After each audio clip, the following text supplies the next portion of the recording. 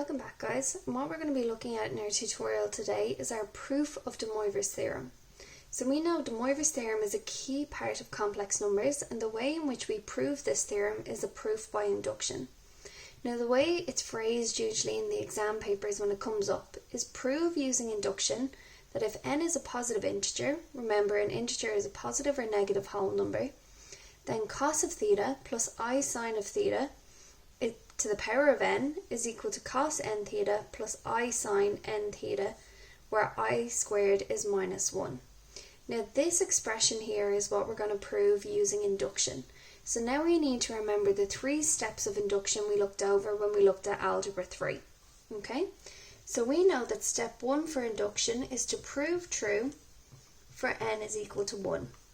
Okay, so I'm going to take my expression here, which is cos of theta plus I sine of theta, and I'm going to put it to the power of 1.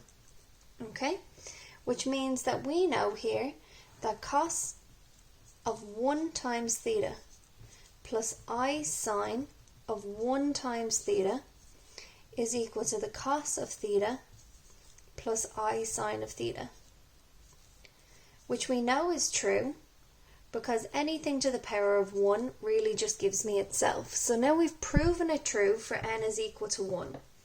So we know that step 2 by proof by induction is assume true. So we're assuming that it's true for n is equal to k. Okay, so in my expression now I'm going to have cos of theta plus I sine of theta to the power of k. And I'm going to assume that's true, which means then I'd have the cos of k theta plus I sine of k theta. Okay, so now we've done step 1 and step 2 for our proof by induction here. Okay, so we're now going to move on to step 3 onto our next board. And we know that step 3 now is going to be to prove true for k is equal to n, for n is equal to k plus 1. So we want to prove true for n is equal to k plus 1. Okay? And if that was true, what it would look like is that cos of theta plus I sine of theta all to the power of k plus 1 would eventually have to equal the cos of k plus 1 theta plus I sine of k plus 1 theta. So that's the end statement that we're looking for here, guys. So now we're going to use our proof.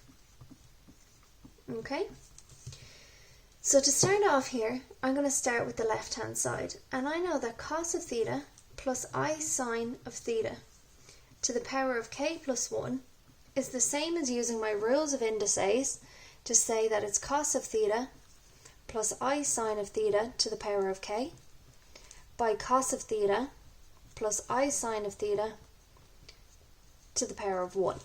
Okay, now we've assumed true in step 2 that cos of theta plus I sine of theta to the power of k is the same as having the cos of theta plus I sine k theta, which we still have as cos of theta plus I sine of theta in the second bracket here. Okay, and this is what we assumed. So we usually put that after in the proof, that we assumed this part here in step 2. So now what I'm going to do is to move over here, I'm going to split up my brackets to multiply.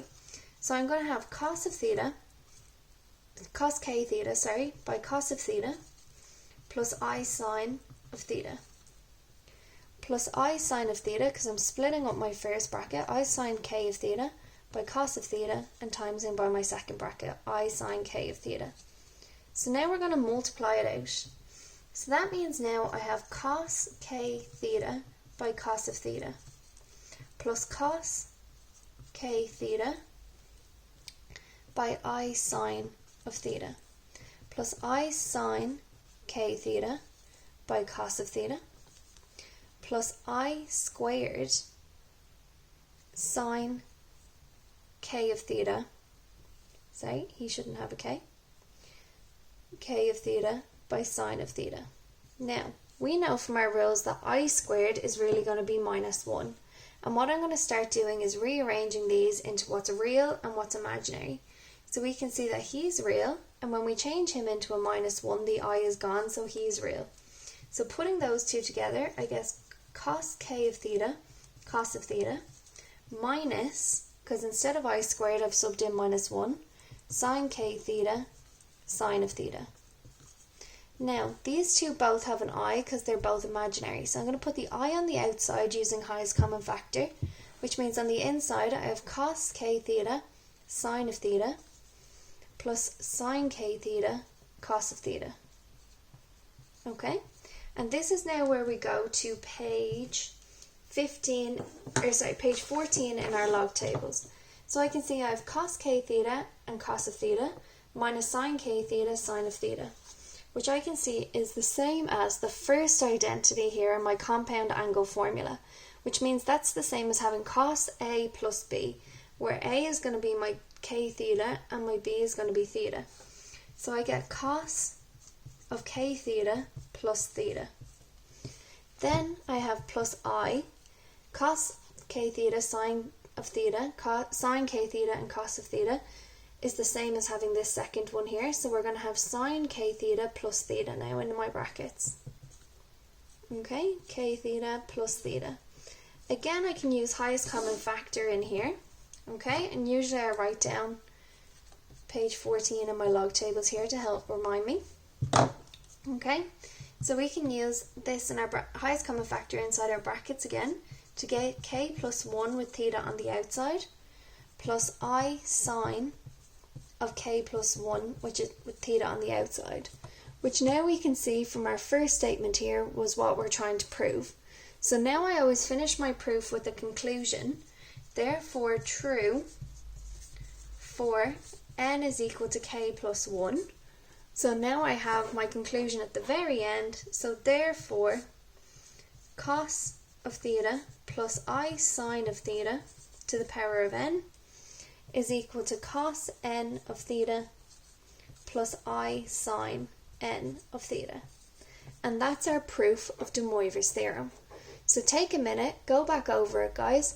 Make sure we have all the steps down, step 1, 2 and 3, particularly step 3, and then we need to start learning this off by heart in case it comes up in our exam. Thanks guys, bye now.